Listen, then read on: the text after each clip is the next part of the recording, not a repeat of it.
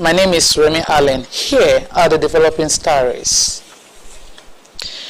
The Ondo State Governor, Oluwarotimi Akeredolu, has described as cheering the federal government's approval of Ondo Deep Sea Port. Governor Akeredolu, who thanked the Federal Executive Council, FEC, said the approval was an impressive parting gift from the Buhari administration. The governor, in a statement by his chief press secretary, Richard Olatunde, noted that actualizing the port project was very important to his administration and setting the state on the path of economic prosperity. Akeredolu said it is the goal of his administration to ensure that the potential of Ondo State is maximized and that all necessary infrastructure required to make this a reality is put in place to achieve this. The governor also thanks the Minister of Transportation, Muazu Jaji Sambo, Minister of State for Transportation, Ademola Adegoroye, for their interventions and commitment, adding that history will be kind to them. The governor of Ondo State, Oluwarotimi Akeredolu, says no efforts would be spared towards food sufficiency in the state. Governor Akeredolu, while playing host to members of the State Cocoa Council and some development partners at his office in Akure, said his administration will not shy away from efforts that encourage cash crops production, especially cocoa. The chairman of the State Cocoa Council, Dr. Shegun Awolumate, said plans have been concluded to have a cocoa tower in the state, while appreciating Governor Akeredolu for his passion for agricultural development. Mr. Ayodeji Balogun, who led the development partners, said the commitment of Governor Akeredolu towards promoting the agric sector informed their decision to be part of the Cocoa Revolution project.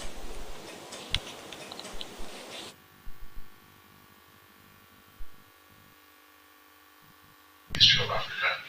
Our expectation is that by first quarter in 2024, we will be commencing the first set of projects in terms of hitting the ground and laying foundations for either an export park within the states or based on the kind of infrastructures that we see as a need to bring competitiveness to the sector within the states. And by first quarter 2025, we will be having the first set of trees because the seeds that we are giving out mature and start producing in 24 months. So the expectation is that we will then be rounding up and harvesting the first philosophy, growing synergy of cocoa matters with relevant federal and state NDAs, partnership with both local and international cocoa development organizations.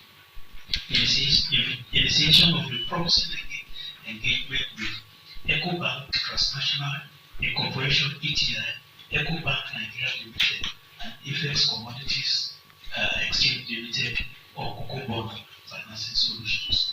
Our next round of actions are as follows, Your Excellency. During the inauguration of the Council in November 2021, you actually indicated your desire to turn the soul of the Cocoa House, Cocoa Tower in Akure. And the purpose of this, we have been working to ensure that we return the soil before the end of August or early September 2023. And because of this, we already put a planning committee in place, chairman, headed by Mr. John Alamu. In our forest, trust cannot legally recognized. And finally, what at times advise them to leave. Because whether they like it or not, the forest belongs to the government.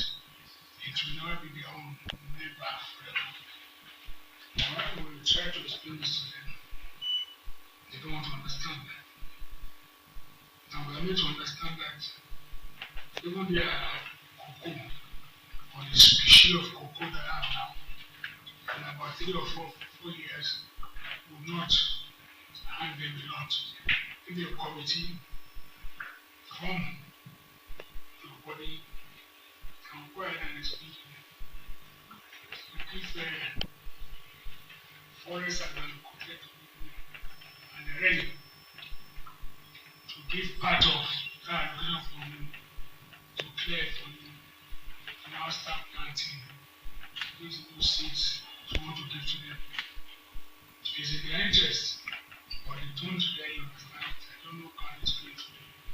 They don't really understand. So I believe that we can work at that.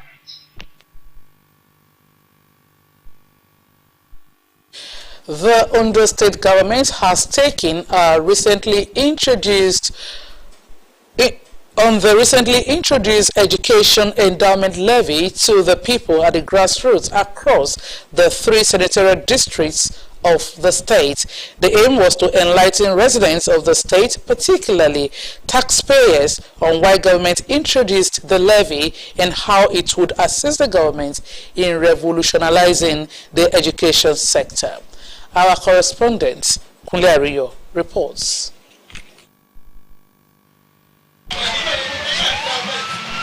The sensitization campaign, which kicked off in Akure, was organized by the Ministry of Education, Science and Technology in conjunction with the Ondo State Internal Revenue Service, ODRS, the Secretary, Ondo State Education Endowment Fund, Mr. Kayode Kolawole, and some senior officials of the State Internal Revenue Service led the campaign across the state.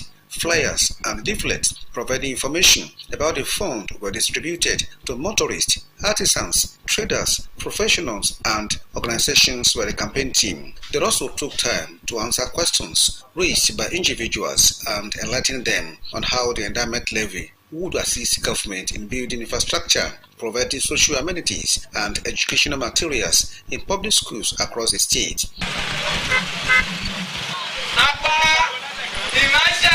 Ìjọba ìpínlẹ̀ ìjàgà ìpínlẹ̀ Ondo àbídáwá mútó wá sí fi owó kan ti ra ìlú ṣe pàtàkì ìyí dédé wá dágùdọ̀ kásán àwọn ayẹbẹ ti ṣiṣẹ́ náà ti etí yìí ẹ̀ owó dédé wá gùdọ̀ kásán ìgbẹ́jẹ́ sanwó bí orí àti àṣekásán $1,000